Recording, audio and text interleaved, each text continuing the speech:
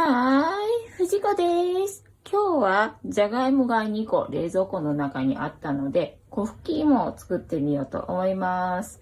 まずは鍋に水を入れて、お湯を沸かし始めます。で、じゃがいもは皮を剥きます。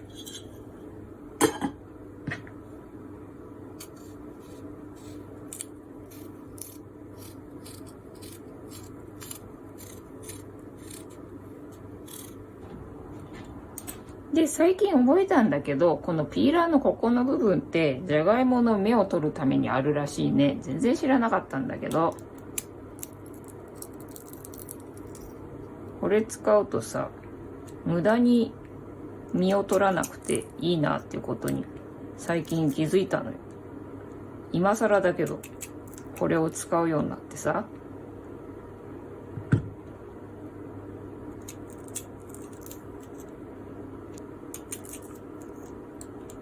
深いところとかね、えぐるのにこれいいのよね、包丁よりね。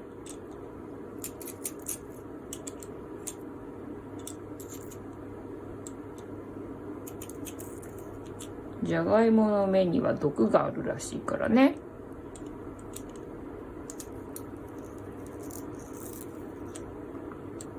あとは包丁のこの手元のところでこうえぐったり、今まではそうしてたんだけどね。で、じゃがいもはね、本当は根菜なので水から煮るもんなんだけど、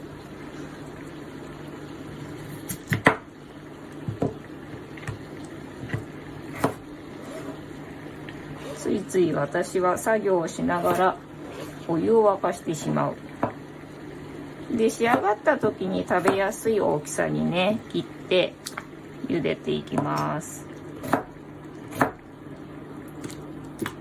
中まで柔らかくなるまで茹でていきます。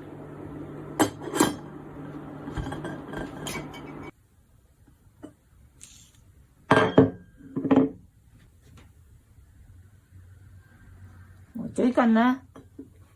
今ね、中火で5分ぐらい茹でたところ、あと3分ぐらい茹でてみようかな。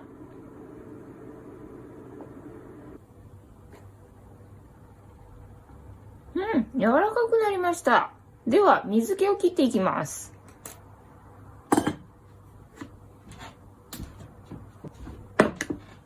はい。ここに野菜ブイヨン 5g。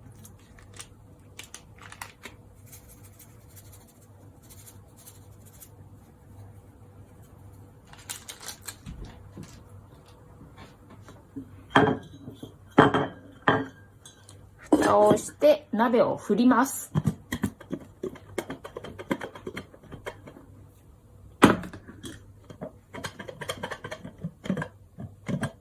これも力がいる作業なので、もし男性の方がいるようでしたら手伝ってもらった方が楽かな。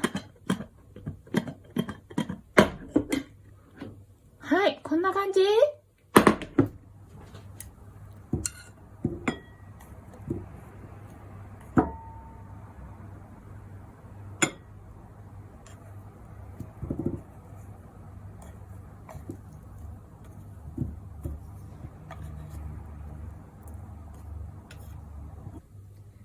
そんなわけでシンプルな材料でできますので、もしよろしければ作ってみてくださいませ。ではまた、バイナラー。